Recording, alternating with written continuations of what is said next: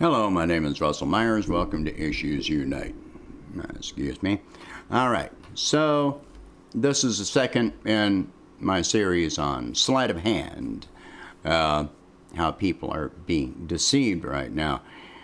Now, if anybody is paying attention to the real estate market right now, what you will find is that on average, the price of homes across the board has increased significantly, and people that are shopping for a home to buy that have a mortgage already pre-approved are a lot less likely to be able to buy a home than those that have cash to buy a home.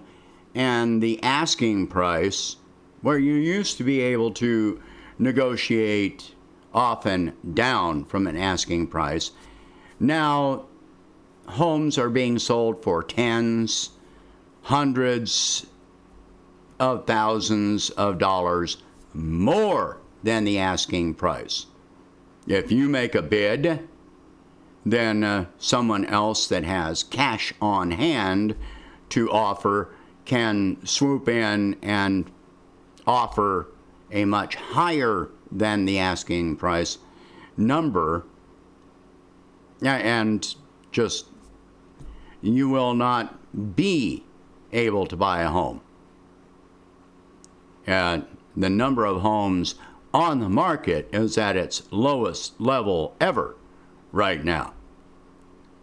Meanwhile, take a look at some of these numbers. I've been saying for some time that eventually the mortgage and rent moratoriums would end. So what is this going to lead to? Well, now we have a date on when this is going to occur. So right here, you take a look. Government extends the eviction moratorium for 3 months. All right, this is as of March. The CDC on Monday extended the rent moratorium deadline to June 30th. All right, so according to the Census Bureau's latest Household Pulse survey, 15% of renter-occupied housing units are behind on rent. 15%. That's more than 8.3 million renters. That's how many people actually have their name on the lease. That is not how many family members are involved. So if, there's one person renting and they've got a wife and a child, or, a spouse and a child, whatever, that means that 3 people will be evicted, not 1. So, for the number of people that stand the risk of being evicted, you can consider at least, I'd estimate at least double the number here. All right, so who qualifies for the eviction moratorium must be able to make rent payments because of loss of income, earn $99,000 or less in annual income, have tried to obtain government assistance for rent or housing, and have no other housing options available. And who determines whether you have other options available? Do you have a family member you can move in with, etc.? All right, so we'll go down to this. Unfortunately, a lot of tenants are getting evicted despite the CDC moratorium. All right, in Columbus, Ohio, there were 47% more filings for eviction this March compared with last year. Attorneys in the legal aid communities are seeing an increase as well.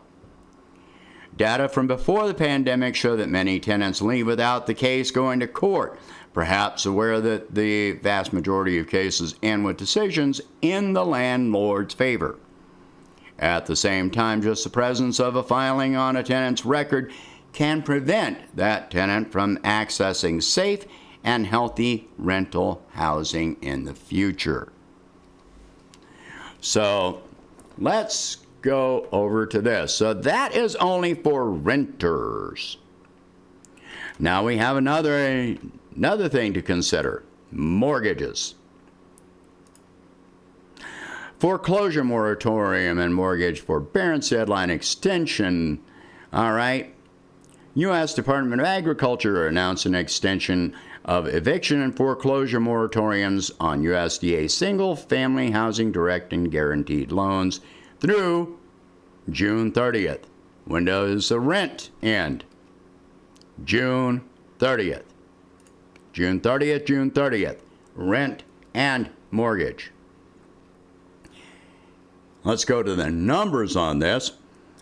A recent census survey showed that 8.2 million homeowners are currently behind on mortgage payments.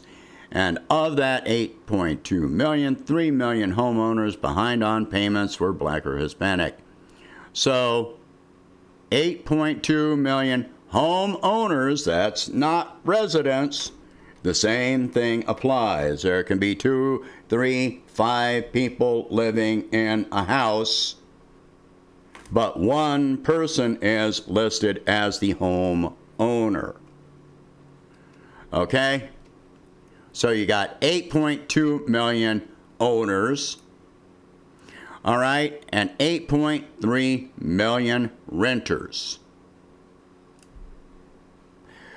So this doesn't tell you how many people can potentially be evicted and thrown out on the street. So who's buying up all the houses? Mostly equity owners. Many of the homes being sold right now remain vacant. And what is the goal here? This is a return to the landed gentry, when there are no options for buying a house, when all the homes are bought up, and many smaller landlords that may offer affordable housing for rent have gone bankrupt, had to voluntarily release the property to the banks, what have you. Homes that you're not going to find homes, that you can buy on the foreclosure lists anymore, because those are just being snatched up by people that have a lot more money. In many cases, investment groups and so forth, corporations.